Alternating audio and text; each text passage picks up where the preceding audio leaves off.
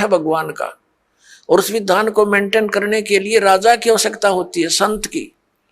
तो जैसे हमारा विधान बना के छोड़ दिया और कोई प्रधानमंत्री राष्ट्रपति कोई बने नहीं, और यूं कहे जाके इस विधान को राष्ट्रपति मान लो, तो सब आप अपनी डफली बजाओगे, वो तो सारा बात बिगड़ जाएगी।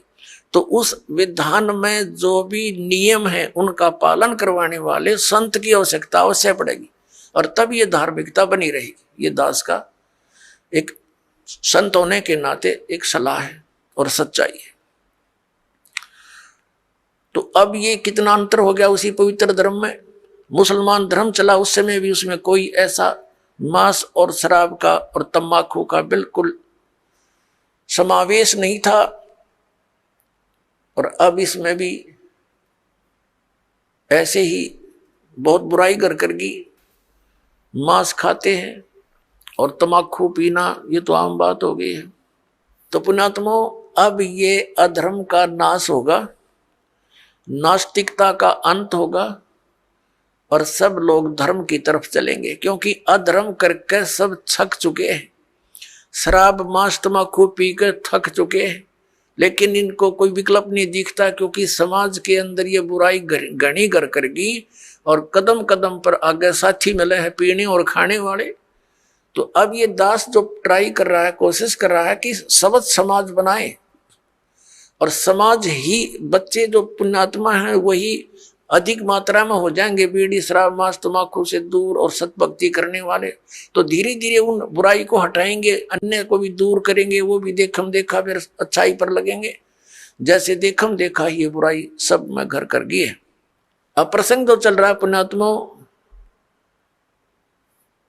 कि अब ये जो समय है ये इन 4 युगों की करीब है,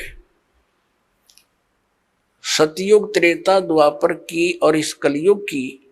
अब ये प्राइम टाइम है भक्ति का, मोक्ष कराने का। सतयुग त्रेता द्वापर में प्राणी वैसे ही बहुत सुखी थे, अच्छी आत्माओं का जन्म होता है, तो वो जो भी भक्ति शास्त्र विरुद्ध भी कर रहे होते हैं तो भी उनको सुख होता है। तो वो ये समझ बैठते हैं कि जो साधनाएं हम कर रहे हैं इन्हीं से हमें लाभ हो रहा। जैसे ये दास पहले भगवान श्री कृष्ण, भगवान विष्णु, भगवान शंकर जी, बाबा श्याम जी, हनुमान जी और भी जो भी देवी देवता हमारे पवित्र धर्म में हमें पूज्य बता रखे थे, सबकी पूजा करते थे। और वो अब पता चला वो तो शास्त्र विरुद्ध साधना थी जिससे लाभ हो ही नहीं सकता, और फिर भी बहुत से ढेर सारे सुख अपने जीवन में हो रहे थे। हम ये सोच बैठे थे कि इन्हीं साधनाओं से हमें लाभ हो रहा है। अब पता चला कि उन्हीं पूजाओं को करने वाले हमारे पड़ोस में, गांव में, उनके सर्वनाश हो गए। कभी बुद्धि नहीं गई कि ये भी वही पूजा करते हैं और इनका कति नाश हो गया, और हमें कैसे लाभ मिल रहा है। वो प्रारब्ध कर्म ही हमें प्रफुल्लित हो रहा था। जिनके प्रारब्ध में पाप थे वो पाप उनको कैर तोड़ रहे थे, जिनके प्रारब्ध में सुख थे, पुण्य कर्म थे, उनको फल मिल रहे थे। पूजा दोनों ही एक जैसी कर रहे थे। अब ये पता चला कि जो साधनाएं हम कर रहे थे उनके प्रतिफल से हमें कोई सुख नहीं था। ये हमारे पुण्य संस्कार थे, पिछले जन्म के संग्रहित जो प्रारब्ध बनाकर हमें दिए गए थे, वही प्रफुल्लित हो रहे थे। और एक ऐसे भी देखे हमने जो राम नाम का आसपास भी नहीं, गुट्टी लाओ सारा दिन बकवाद करें, ताश खेलें, कोई राम नाम का जिक्र करे, उसका मजाक करें, और उनके ठाठ हैं, उनकी गाड़ियां चलती हैं, ट्रक चलते हैं, और वो कुछ भी ना कर रहे। तो अब पता चला तत्व ज्ञान की रोशनी में कि वो सर्व उनको प्रारब्ध ही प्राप्त है। आगे उनका भट्ठा बैठेगा एक कदम, जब तक पिछले जन्म की बैटरी चार्ज है इन्वर्टर की। जिस प्रकार इन्वर्टर की बैटरी चार्जड है और फिर चार्जर लगा नहीं रखा, तो वो जब तक उसकी अक्षमता है उसके अंदर वो चलती रहेगी, काम करती रहेगी, और फिर एक ही दम वो सब डाउन होगी बैटरी, सब लाभ बंद हो जाएंगे। ठीक इसी प्रकार जिन पुण्यकर्मी प्राणियों के पिछले पुण्य उनके साथ हैं, आज वो कति सुखी दिखाई देते हैं, और वो भक्ति भी ना करते, वो भक्ति भी नहीं करते, और करते हैं तो शास्त्र विरुद्ध कर रहे हैं। और वो फिर भी सुखी नजर आते हैं, तो उनको ये भ्रम हो चुका है कि हम जो पूजाएं करते हैं ये हमारी इस भक्ति के प्रतिफल में मिल रहे हैं, तो ये उनकी भूल है। इसी प्रकार सतयुग त्रेता द्वापर में सभी प्राणी, वो बहुत पुण्यकर्मी प्राणियों का जन्म उन युगों में होता है, तो उनके पूर्व जन्म के संस्कारों से उन्हें फल लाभ मिलते रहते हैं। वो सोचते हैं हम सुखी हैं इसी साधना से, तो उनको कोई कहे कि ये पूजा छोड़कर ये करो, वो नहीं मानते। दूसरा कारण उस समय क्या रहा कि उस समय शिक्षा नहीं थी। शिक्षा के अधिकारी केवल एक ब्राह्मण वर्ण के व्यक्ति होते थे, वही पढ़ते थे, वही अपने बच्चों को शिक्षा देते थे आध्यात्मिक ज्ञान की। संस्कृत के पढ़ने का किसी को अलाउड नहीं करते थे। वैसे पाठशालाओं में पढ़ा जरूर जाता था, लेकिन अध्यात्म मार्ग का ज्ञान उनको नहीं दिया जाता था, ना उनको अधिकार होता था सदग्रंथों को पढ़ने का। जैसा भी वो बताते थे उसी आधार से वो केवल क्रिया ही करते थे। गुरुजी ने जो मार्गदर्शन किया उसी तरह वो क्रियाएं करते रहे। और दूसरा ये था कि उस समय एक वेदों को ही आधार मानकर ज्ञान दिया जाता था, अन्य कोई शास्त्र या कोई विचार कोई व्यक्त नहीं करता था।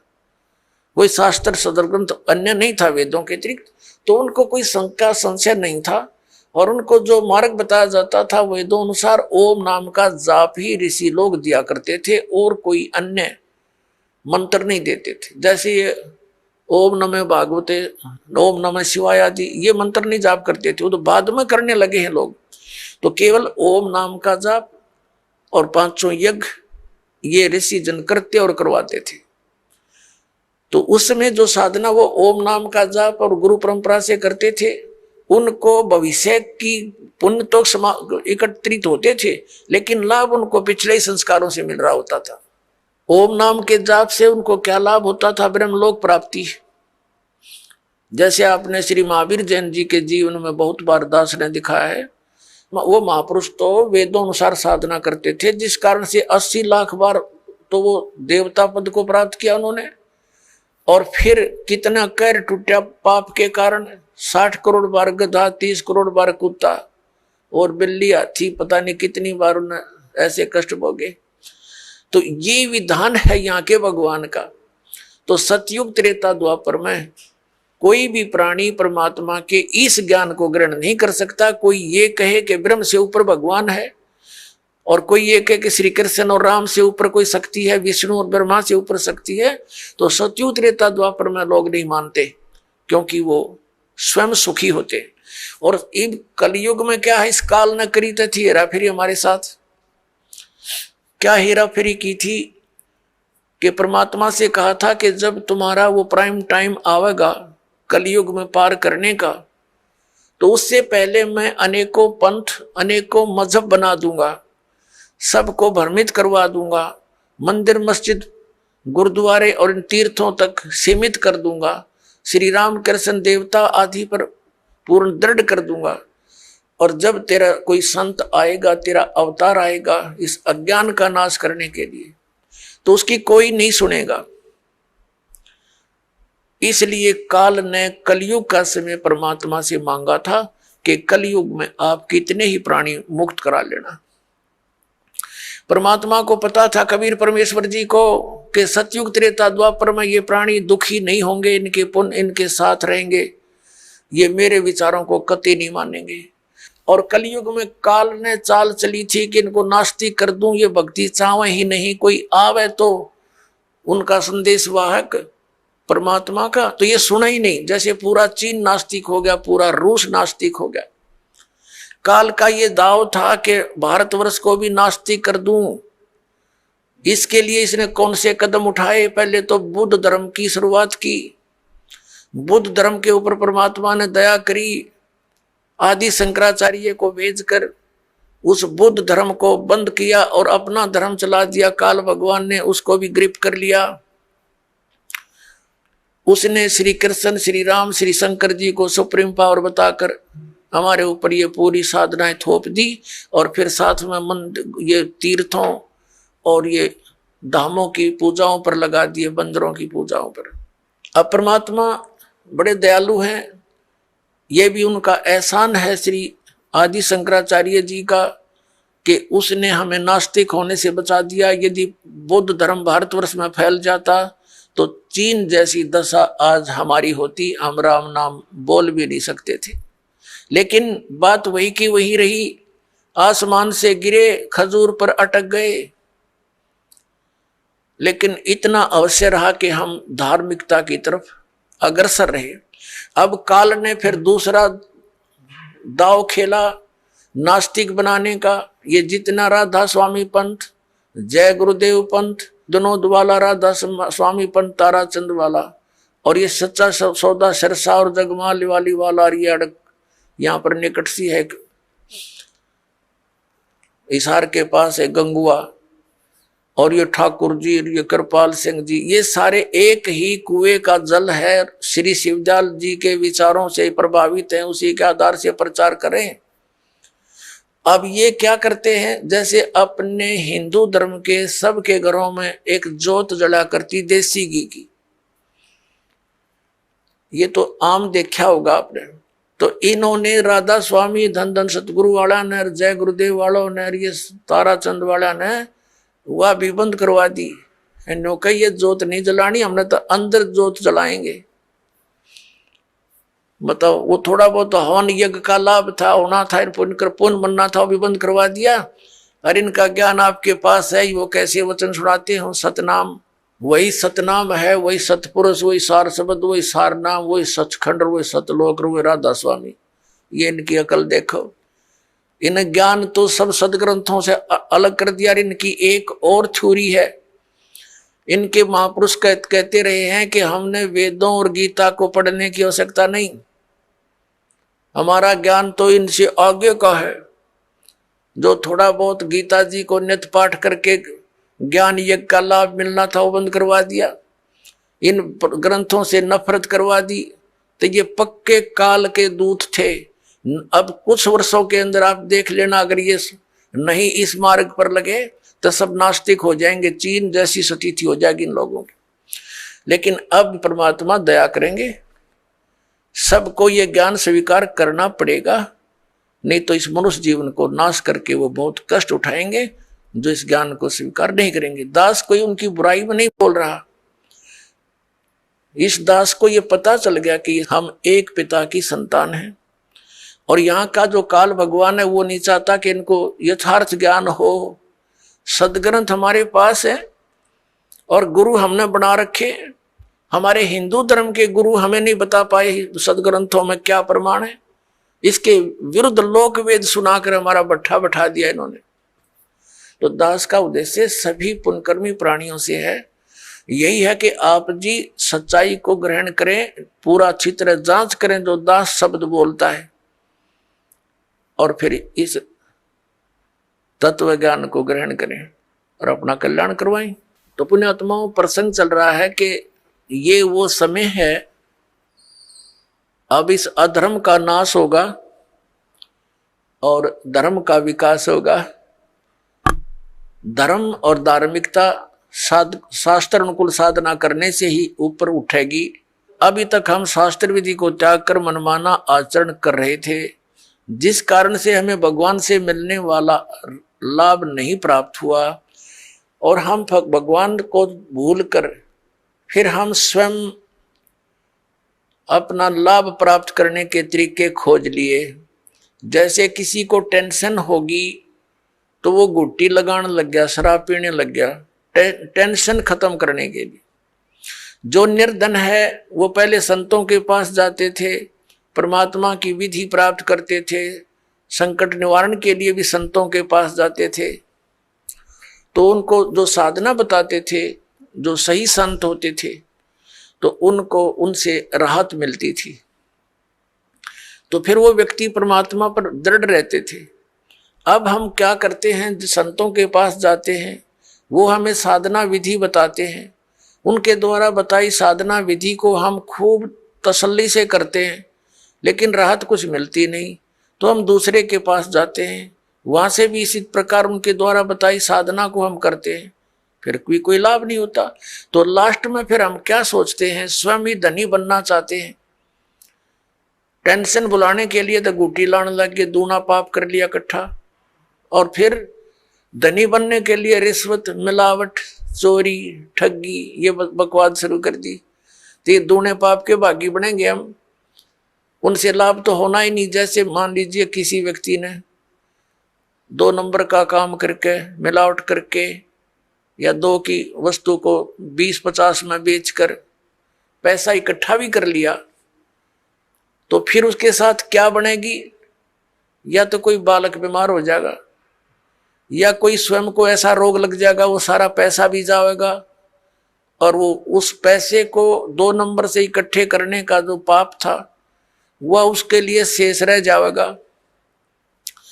एक व्यक्ति ने बताया कि जी मैं बहुत नालायक व्यक्ति था। ऐसे मेरी कोई दुकान थी, बहुत पुराने समय की बात है, जब ये टेप रिकॉर्डर चले ही चले थे। वो कह रहा था उसका रिफल जो था इस कैसेट का, एक ऑडियो कैसेट डाली थी, टेप में चला करती, वो ला करता मैं तोल के बावत है, और मुझे टोटल वो सारा कुछ 2 रुपए में पड़ता था। उस पर सोनी की स्टैंप लगी हुई होती थी, और उसको मैं 32-30 रुपए में बेचता था, और वो तो टूट जाती थी 10-5 दिन में। फिर मैं उनको धमका देता था, मैं क्या करूं, तुम्हारा इंस्ट्रूमेंट खराब होगा। अब उस टाइम तो मुझे खूब पैसा आता नजर आ था, मैं ठाठम ठाठ समझ रहा था। फिर मेरा इकलौता पुत्र रोगी हो गया, और उसके पहले तो लोकल डॉक्टरों को दिखाया, उनसे इलाज नहीं हुआ। किसी ने बताया कि वहां संत के पास जाओ, वहां जाओ, झाड़ा लगवाओ, झाड़ फूक भी साथ में दवाई भी चलती रही। फिर 1 वर्ष तो ऐसे चला, कुछ कभी राहत हो जा, कभी फिर बीमार हो जा। लास्ट में पता चला कि उसकी दोनों किडनी फेल होगी। उसके लिए ऑल इंडिया इंस्टीट्यूट दिल्ली में गए।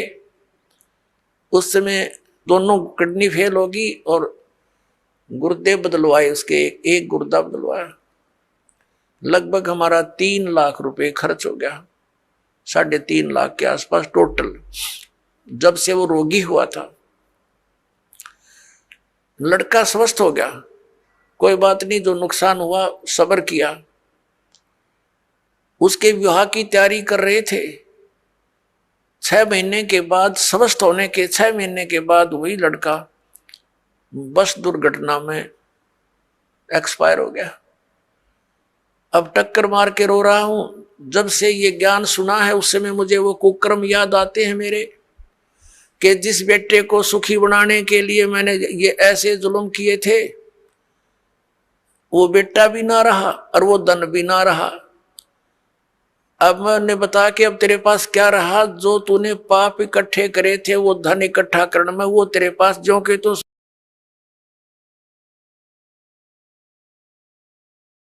इसने धर लीजिए सिर पे, वहां धर्मराज के दरबार में। तो फिर उसने दीक्षा ली। पुण्यात्माओं, गलती इंसानों पर, बहुत भक्तों पर हो जाती है, लेकिन जब तक उसको ये पाप नाशक औषधि नहीं मिलेगी, वो पाप उसके ज्यों के त्यों रखे रहेंगे।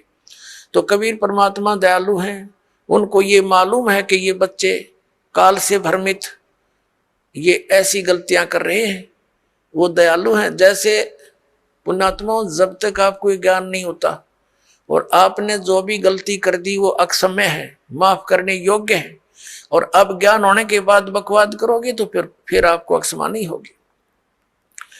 जैसे बच्चा अबोध होता है, छोटा सा बालक होता है, पालने में झूल रहा है, और उसने टट्टी पेशाब दोनों कर दिए, और सब कपड़े भी खराब कर लिए, हाथ पैर भी ऐसे खराब कर लिए। माता आती है, वो देखती है कि इसने सारा कुछ बिगाड़ दिया काम, लेकिन वो उसे अक्षुब्ध नहीं होती, नाराज नहीं होती। उसको मालूम है कि इसको पता नहीं। उसको नवावेगी, धोएगी कपड़े, स्वच्छ कपड़े पहनावेगी, प्यार करेगी, फिर दूध पिलावेगी और फिर सुलावेगी। और जब वो बच्चा बड़ा हो जा और वो कितने कपड़ा में बैठ कर टट्टी कर दे, उसका दूध रहेगी दड़ाक और बाहर पटकेगी, हन्नू कहेगी ला दो गई ना अपने आप। तो ऐसे पुण्यात्माओं, जब तक हम अबोध हैं, हमें यह ज्ञान प्राप्त नहीं हुआ, तब तक तो हम ऐसे थे, गलती करके हम अपने पापों से सने पड़े हैं। तो ये परमात्मा कबीर जी दयालु हैं, ये अपने बच्चों को धोएंगे। इन पाप नाशक दवाई है मालिक के पास, इनके पास एक मंत्र है जो दास आपको देगा, आपके सभी पापों का नाश कर देंगे, आपके प्रारब्ध के पापों का भी नाश करेंगे, आपके संचित पापों का भी नाश इस मंत्र से होगा। जैसे फसल में पहले खरपतवार हो जाता था तो उसका कोई विकल्प नहीं था, कुछ एक तो कसोले कस्सी से उसको थोड़ा बहुत खुरच देते थे, वो फिर भी हो जाता था। जब फसल बड़ी हो जाती थी तो उसका कोई विकल्प नहीं था, वो साथ ही पला करता था फसल के। अब एक ऐसी मेडिसिन खोज होगी है कि उसको फसल में डाल दिया जाता है तो खरपतवार का नाश कर देती है, फसल को हानि नहीं करती। इसी प्रकार ये मटेरियल यानी ये केमिकल और ये साल्ट पहले विद्यमान थे लेकिन खोज नहीं थी। इसी प्रकार ये मंत्र परमात्मा ने पहले ही हमारे सदग्रंथों में विद्यमान कर रखे थे, ये हाथ नहीं लगे थे। अब इसकी खोज होगी, इस दास के पास उपलब्ध है, और इसे सब पाप नाश हो जाएंगे और आपके पुण्य शेष रह जाएंगे। और हम तभी परमात्मा प्राप्त कर सकते हैं जब हम पाप रहित हो जाएंगे। और यहाँ का विधान है परब्रह्म ब्रह्मा विष्णु महेश और अन्य देवताओं का जैसे कर्म करोगे वैसा ही फल मिलेगा। पाप आपके अलग लिखे जाते हैं, पुण्य अलग लिखे जाते हैं, और फल मिलता है दोनों का। पुण्यों के लिए स्वर्ग महास्वर्ग, फिर यहाँ के छोटी मोटी सुविधा, राजा या अच्छी कोई पोस्ट, और नरक ये भी पैरेलल मिलेगा। कुत्ते गधे सूअर की योनि ये भी अवश्य भोगनी पड़ेंगी। लेकिन कबीर परमेश्वर की शरण में आने के बाद आपको अब ये पापों का दंड नहीं भोगना पड़ेगा, आपके प्रारब्ध के कर्मों का भी नाश होगा जो आपको हानिकारक होगी। इसलिए तो भक्ति करते हैं हम, इसलिए परमात्मा की खोज करते हैं कि हमारे ऊपर कोई आपदा आवे तो परमात्मा हमारी रक्षा करे। और जब वो आपदा भी आ रही है तो फिर प्रोटेक्शन क्या हुआ उस साधना का जो हम करें। जैसे हमने कोई शेड या झोपड़ी मकान बना रखा है, उसका उद्देश्य क्या है कि गर्मी सर्दी वर्षा से हमारी रक्षा करे। और जिसने हमने बना रखी है झोपड़ी या मकान और वो सारा पानी भी अंदर ही आ रहा है और धूप का भी असर ऐसे पैदल है, तो वो कुछ भी प्रोटेक्शन नहीं आपका। आप कितने नशे में पड़े हो और सोच रहे हो महल में बैठे हूं, तो सारी आपदाएं आप पर आ रही हैं, तो साधनाएं आपकी वो सत्य नहीं है, शास्त्र अनुकूल नहीं है, इसलिए आपको कोई लाभ प्राप्त नहीं हो रहा है। तो उसकी प्राप्ति के लिए आपने परम संत की खोज करनी पड़ेगी। और इन्हीं मंत्रों और साधनाओं को जो दास देता है, अन्य कोई व्यक्ति देवेगा, उससे कोई लाभ आपको प्राप्त नहीं होगा। क्योंकि अनअधिकारी से कोई भी कार्य सफल नहीं होता। जैसे एक सिंपल सी बात है, आप जी पासपोर्ट बनवाते हैं विदेश जाने के लिए, यदि वो डुप्लीकेट बना दिया जाता है तो आप भी दोषी और बनाने वाला भी अपराधी, दोनों को सजा मिलेगी। इसी प्रकार हमने जाना सतलोक, और ये पासपोर्ट बनाने का आदेश केवल इस दास के अतिरिक्त इस ब्रह्मांड में नहीं है, ये सत्कर मान लेना। और इसके अतिरिक्त जो भी कोई नाम दान साधना दे रहा है वो शास्त्र विदिता का मनमाना आचरण है उनका, और वो डुप्लीकेट नाम दे रहे हैं, उनसे कोई लाभ आपको नहीं होना। और इन मंत्रों को भी यदि इस दास से कोई प्राप्त कर चुका है और वो दुष्ट आत्मा स्वयंभू संत बनकर उनको आगे दान कर भी रहा, तो डुप्लीकेट पासपोर्ट बना रहा वो, उससे भी आपने बचना है। इसी कहते काल हमारा भट्ठा बंटवाता है, ये पैरेलल खड़ा कर देता काल के दूतों को। भगवान आए थे, एक कबीर पंथ चला था, उसके बाद काल ने 12 कबीर पंथ चला दिए, सबको भ्रमित कर डाला। परमात्मा कबीर जी वाली एक भी साधना उन पंथों में नहीं, नाम कबीर पंथ है। तो इससे आपने अब सतर्क रहना है। पीछे जो गलतियां हो चुकी हैं उनसे बचकर ही हम आगे सफल हो सकेंगे। वो उदाहरण भी आपको दिए जाते हैं। अपना हमारे सदग्रंथ हमारे साथ हैं, हमारे पास हैं। जैसे प्रसंग चल रहा था कि जो मंत्र आपको दिए जाते हैं ये यथार्थ जाप साधना है, सदग्रंथों में वर्णित है। और जो आपको दास साधना विधि और ज्ञान बताता है वो सूक्ष्म वेद से बताता है। तत्व ज्ञान रूपी 5वां वेद जो है, जो सच्चिदानंद घन ब्रह्म की वाणी में वर्णित है, उसके आधार से आपको ज्ञान देता है। तो उसके अंदर कंप्लीट ट्रीटमेंट है, यो पूरा कोर्स है। जैसे आप जी ने पवित्र हिंदू धर्म के धर्मी पुरुषों ने, भक्तों ने, बहनों ने पुराणों को खूब पढ़ा है, श्रीमद् भगवत गीता को भी पढ़ा है। श्रीमद् भगवत गीता में केवल एक मंत्र है, ओम, 8वें अध्याय के 13वें श्लोक में, वो ब्रह्म का मंत्र है। ओम इति एकाक्षरम ब्रह्म व्यवहारण माम अनुस्मरण ये प्रयाति तजन देहम स याति परमाम गतिम। उसका भावार्थ ये है कि गीता ज्ञान दाता ये ब्रह्म है, श्री कृष्ण जी में प्रवेश करके बोल रहा है। ये कह रहा है कि मुझ ब्रह्म का केवल एक ओम मंत्र है, नथिंग एल्स, ये एक अक्षर है। और इसका उच्चारण करके सिमरण करता हुआ जो शरीर त्याग कर जाता स याति परमाम गति, वो ओम से मिलने वाली जो परम गति उसको प्राप्त होता है। ओम से क्या होती है? ब्रह्मलोक प्राप्ति। ब्रह्मलोक में गए हुए प्राणी भी वापस आते हैं। 8वें अध्याय के 16वें श्लोक में गीता जी में ये भी स्पष्ट किया हुआ। और गीता ज्ञानदाता स्वयं भी दूसरे अध्याय के 12वें श्लोक में, चौथे अध्याय के 5 और 9 श्लोक में और 10वें अध्याय के दूसरे श्लोक में कहता, अर्जुन तेरे और मेरे बहुत जन्म हो चुके, तू नहीं जानता मैं जानता। इसे सिद्ध है कि गीता ज्ञान दाता भी अविनाशी नहीं है, ये नाशवान है। तो इसके भगत भी नाशवान, जन्म मृत्यु समाप्त नहीं होगी। फिर गीता जी अध्याय नंबर 17 के श्लोक नंबर 23 में साधना का ज्ञान है। 3 मंत्र बताए हैं, ओम तत्सत इति निर्देश ब्रह्मण त्रिविधि समर्थ है, यानी सचिदानंद घन ब्रह्म, उस परम अक्षर ब्रह्म की प्राप्ति के लिए ये 3 मंत्र की मजदूरी है, साधना है। अपने आत्मा और कोई मंत्र इसमें जाप नहीं। तीसरे अध्याय के 10 से लेकर 15 तक श्लोकों में गीता जी में यज्ञों की जानकारी दी है, विधि नहीं बताई है, यज्ञों का लाभ बताया है। तो ये सब सारा कुछ कंप्लीट जो कोर्स आपको दिया गया है, ये कहाँ लिखा है? ये सूक्ष्म वेद में लिखा है। पुराणों के अंदर आप जी पढ़ते हो, कहीं पर हरियम नाम है, कहीं पर कलम नाम लिखा है, कहीं पर श्रम लिखा है। ये कहीं कोई जाप करने का बताया, कहीं ने किसी ने कुछ बताया। तो परमात्मा ने आकर के सतयुग के प्रथम चरण में ब्रह्मा जी आदि कईयों को मिले थे, वो महापुरुषों को मिलते हैं, उनका गुण है।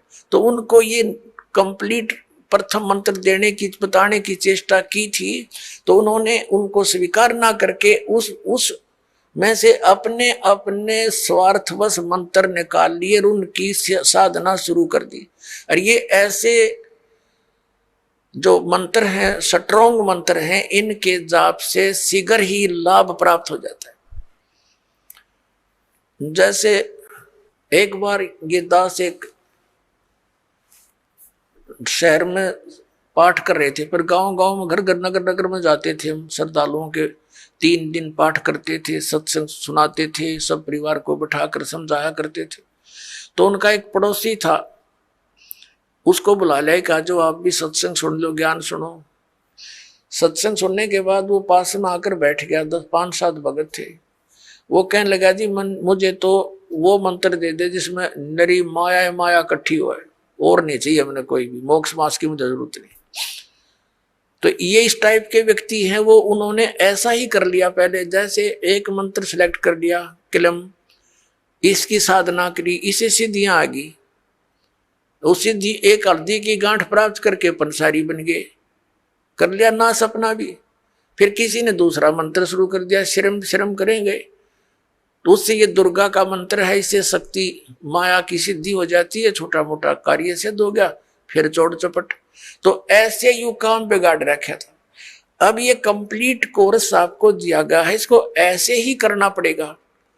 क्योंकि यदि हम एक सूंठ खाएंगे, सौंठ, तो वो सौंठ का ही गुण देगी, और उसको अन्य औषधियों के साथ मिलाकर प्रयोग किया जाएगा तो उसका गुण बदल जाता है। ठीक इसी प्रकार हम इस विधि को प्रयोग करेंगे, इस प्रकार से हम साधना करेंगे तो उसका फल होगा। जैसे आज प्रसंग चला था कि प्रथम मंत्र भी आपको दिए जाते हैं, और सतनाम के अंदर भी उन्हीं मंत्रों का कुछ समावेश है। तो कुछ भोली आत्मा ये भ्रमित हो जाते हैं कि बताओ वो नाम भी उधर भी वही है, उलट पुलट करके यहाँ दे रखे। इनमें बहुत अंतर होता है।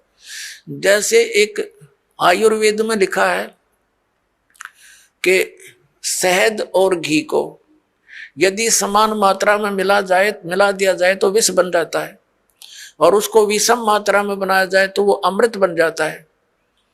जैसे 2 चम्मच शहद और 1 चम्मच घी डाल दिया तो अमृत बन गया, और दोनों 1-1 चम्मच मिला के खा लिया तो विष का काम करता है।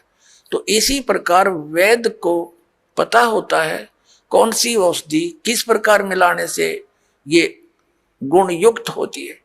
तो ये दास इस अध्यात्म मार्ग का वैद्य है। आप एक सिंपल समझो, आप जन्म मरण रोग के रोगी हो, ये दास वो वैद्य है जिसको कंप्लीट कोर्स याद है इस जन्म मरण मृत्यु के रोग के नाश करने का। और आज तक या तो भगवान को ज्ञान था या परमात्मा जिन महापुरुषों को मिले वो कौन कौन है, आदरणीय धर्मदास साहिब जी, आदरणीय नानक साहिब जी, आदरणीय मुल्कदास साहिब जी, आदरणीय दादू साहिब जी, आदरणीय गरीबदास साहिब जी, गांव छुडानी, जिला जज्जर हरियाणा वाले, आदरणीय गीसा दास साहिब जी, गांव खेखड़ा, जिला मेरठ उत्तर प्रदेश वाले। इन महापुरुषों की तो दास को जानकारी है कि इनको मालिक आकर मिले हैं, इनसे संपर्क साधा है और इनको वही ज्ञान दिया जो दास को दे रखा है। लेकिन इनको थोड़ा सा एक प्रार्थना की थी भगवान ने कि तुम इन मंत्रों का जाप कीजिए, लेकिन आगे जो सतनाम और सारनाम है ये भी सार्वजनिक नहीं करना। लेकिन वो महात्मा प्रथम मंत्र का जाप देते थे, लेकिन बीच बीच के 5 नाम ही देते थे जो आपको 7 मंत्र अब बनाकर दिए जाते हैं। इसलिए गुरु ग्रंथ साहिब में उन 5 मंत्रों का और 5 धुनात्मक शब्दों का जो जिक्र है वो इन्हीं कमलों के अंदर सभी भगवानों के इनमें कमलों में ये धुन हो रही है। जैसे आप देखोगे राष्ट्रपति भवन में भी एक धुन चलती रहती है और गवर्नर भवन में भी एक धुन चलती रहती है, कंटिन्यू चलती रहती है। अब तो ऑटोमेटिकली इंस्ट्रूमेंट बन के, पहले विशेष ड्यूटी लगाई जाती थी नौकरों की, वो उनके वहाँ एक विशेष प्रकार की राष्ट्रीय धुन का हमेशा चालू रखते थे।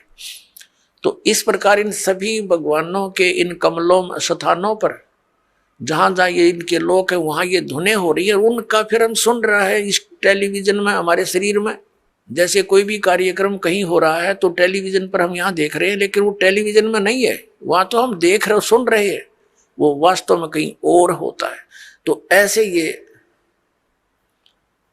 मंत्र हैं। तो पुण्यात्माओं, जो दास आपको मंत्र देता है, जो ज्ञान देता है, ये बिल्कुल फाइनल समझ लेना।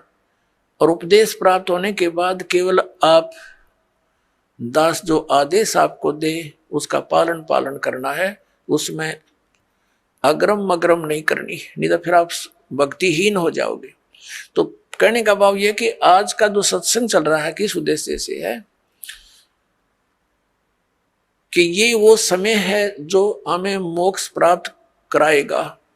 परमात्मा ने कहा था 600 वर्ष पहले जब मालिक कबीर परमेश्वर जी आए थे कि जब बिचली पीढ़ी आवेगी धर्मदास जी कि तब तक तू इस मंत्रों को छुपा के रखना, इस मूल ज्ञान को भी डिक्लेयर मत करना तुम, नहीं तो इन काल के भेजे हुए दूतों के ये मंत्र और ये नाम ज्ञान सब हाथ लग गया तो वो भी यही प्रचार करते पाओ। जैसे राधा स्वामी पंथ है, डेरा सच्चा सौदा सिरसार, ये जगमालवाड़ी, ये कृपाल सिंह ठाकुर सिंह, और ये ब्यास वाला डेरा जय गुरुदेव, और ये भिवानी वाला, दनौद वाला, जो ताराचंद वाला, ये सारे श्रद्धालु बेचारे चले तो थे भगवान पाने के लिए, लेकिन ये शिवजाल का फंस गए। उसने कख पता नहीं था, 5 नाम काल के जाप करे और करवाए और भूत बन गया। और काल प्रेरणा से भोली भाली श्रद्धालु सारे ब्लाइंड फेथ करके, क्योंकि श्रद्धालु का स्वाभाविक गुण होता है वो अपने गुरुदेव पर ब्लाइंड फेथ करता है, और इसी से सफलता मिलनी थी, लेकिन उसका दुरुपयोग हो गया। बबूल के पौधे को, किक्कर के पौधे को आम का पौधा जान कर बो लिया और उसकी सिंचाई कर रहे हैं आम प्राप्ति का उद्देश्य रखकर। ये इनकी महाभूल है। 5 नाम काल के मोक्ष की प्रतीक्षा देख कैसी भूल लगी है इनके। तो पुण्यात्माओं, दास का प्रयत्न ये ना समझना कि मैंने आपसे कुछ धन संग्रहित करना है ना। दास 2 रोटी खा रहा था, नौकरी थी सरकारी, जेई की पोस्ट पर विराजमान था, 2 रोटी का गुजारा बहुत ठीक चल रहा था। लेकिन जब से दास को ये पता चला, जब तक नाम देने का आदेश नहीं था तब भी दास घर घर जा जाकर समझाया करता था, गुरुजी से ला करके नाम दिलाया करता था। और फिर उन्होंने दास पर यह भार सौंप दिया, आशीर्वाद दे दिया कि बेटा तुम नाम दिया कर। तो उस दिन के बाद फिर और ज्यादा जिम्मेवारी बढ़ गई, इस तत्व ज्ञान को फैलाऊं। विरोध का भी रिकॉर्ड तोड़ दिया, काल ने क्रोथा कांड करवा दिया, इसी कारण से अत्याचार करवा दिया हमारे ऊपर, लेकिन समर्थ साथ था, कुछ बिगाड़ नहीं पाए। पिछला इतिहास देख लो, संतों भक्तों के साथ जिन्होंने जुल्म गुजारे लेकिन वह सफल नहीं हो पाए, अंत में मुंह की खानी पड़ी। और यही दशा अब इनकी हो रही है। तो पुण्यात्मा, परमात्मा का एक विधान है, क्योंकि परमात्मा कबीर जी जब आए थे उनके साथ भी बहुत कैर तोड़े थे, नकली गुरुओं ने जुल्म करवाए थे। उबलते हुए सरसों के तेल के कढ़ाई में बैठा दिया भगवान को, लेकिन कुछ बिगाड़ नहीं पाए। झेरे कुएं में डालकर ऊपर से कंकर पत्थरों से भर दिया, परमात्मा बाहर बैठे पाए। कारण क्या था? वो यही ज्ञान दिया करता जो दास आज उन्हीं का दिया हुआ आपके रूबरू कर रहा है। आज आपको क्यों स्वीकार्य हो गया? क्योंकि आप शिक्षित हैं और प्रमाण आपके समक्ष हैं।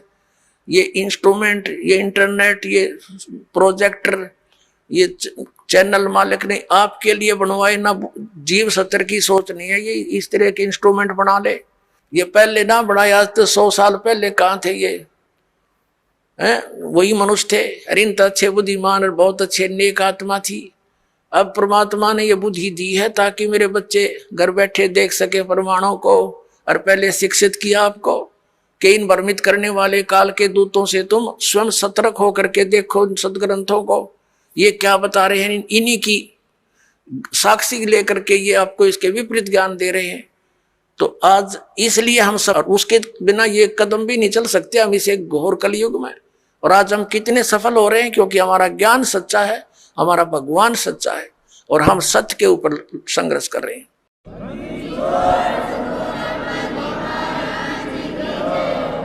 अब जो प्रसंग चल रहा है कि हम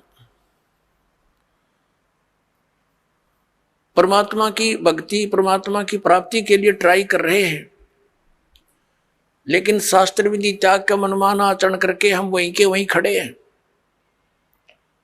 हमारा हर तरह से गिरावट में आ गए, हम हमारे विचार गिरावट में आ गए, हमारी क्रियाओं में बहुत अंतर हो गया। सराउंडिंग का क्षेत्र हम देखते हैं, जहां भी देखते हैं हमारे बच्चे जो उपदेश लेकर जाते हैं, क्योंकि इन्होंने तो सब बुराई छोड़नी है। तो घर में, पड़ोस में, रिश्तेदारी में, सब जगह वही बुराइयां ग्रस्त हैं। बीड़ी, शराब, मांस, तमाकू, माया जोड़न की चर्चा, दूसरा ज्ञान नहीं। तो पुण्यात्माओं, कुछ दिनों के बाद हमारी संख्या बढ़ती जाएगी। जब हमारी संख्या बढ़ेगी तो बुराई वाले लोग शर्माने लग जाएंगे। उनको अब तो कोई शर्म नहीं रही, बाप बेटा इकट्ठे बैठ कर दारू पीवे, बता शर्म रही? फिर छोटे छोटे बच्चे भी धिक्कारेंगे, कोई रिश्तेदार भी आ जाएगा, आप क्या पी रहे हो? ये कोई शराब पीने की चीज है? इसके कहते हैं मदरा पीवे कड़वा पानी, 70 जन्म कुत्ते के जानी। इस तरह के प्रमाण दिया करेंगे हमारे बच्चे। कहते हैं सुरापान मदमासा हारी, गमन करे भोग पर नारी, 70 जन्म कटेंगे शीशम, साक्षी साहेब है जगदीशम। और परमात्मा कहते हैं 100 नारी जारी करे सुरापान 100 बार, एक जन्म हुक्का भर दे वो डूबे काली धार। ये तमाकू के अंदर इतना दोष है कि एक पर स्त्री गमन करने वाले का 70 जन्म तक अंधा हो डोले, पर द्वारा स्त्री का खोला 70 जन्म अंधा हो डोले। सुरापान मदमासा हारी, और जो गमन करें भोगे पर नारी, 70 जन्म कटेंगे शीशम, साक्षी साहेब है जगदीशम। जो ऐसे पाप करेंगे उनके 70 जन्म तो लगातार वो बलि के बकरे बनेंगे। परमात्मा ने कहा कि 100 नारी जारी करे, एक पर स्त्री गमन करने का क्या बताया है कि 70 जन्म तक अंधा होकर धक्के खावे, और फिर 70 जन्म वो बलि का बकरा बनकर गल कटवावे। कितना घोर पाप है। और फिर कहते हैं ऐसे ऐसे 100 नारी जारी करे 100 सुरापान 100 बार। एक बार सुरापान करने का कितना पाप है। मदरा पीवे कड़वा पानी और 70 जन्म कुत्ते के जानी। जो मदरा एक बार भी पीते हैं 70 जन्म कुत्ते के होंगे। जैसे आप मेरे इस मारीची जी के जो महावीर जैन के जीव की कथा सुनते हो 60 करोड़ बार गधा 30 करोड़ बार कुत्ता, तो ये इन्हीं दोषों के प्रतिफल में बनते हैं। तो हम गलतियां कर जाते हैं किसी जन्म में, फिर वो लिखे जाते हैं, इकट्ठे होते हैं, फिर वो भोगने पड़ते हैं। तो क्या बताया है, मदरा पीवे कड़वा पानी, शराब पीता है जो 70 जन्म कुत्ते के जानी। आज तक टिट्टी पाक रहा गुटी ला के होटलों में बैठ के मौज मार रहा, फिर कुत्ता बन के गंदी नाली के जल को पिया करेगा। ले अब तेरी मदरा ये बन गई, मदरा पीवे कड़वा पानी 70 जन्म कुत्ते के जानी। और फिर क्या बताते हैं, पर द्वारा स्त्री का खोले 70 जन्म अंधा हो डोले। फिर क्या बताते हैं, 100 नारी जारी करे। जो 100 नारी पर नारी भोगेगा उसको कितना घोर पाप होगा। और सुरापान 100 बार, एक बार सुरापान यानी शराब पीने का कितना दोष है, अभी आपको बता दिया। ऐसा 100 बार कर ले और एक चलम हुक्का भर दे, पीने वाले का तो गर्क बेड़ा है ही, एक हुक्का भर के देने वाले को इतना पाप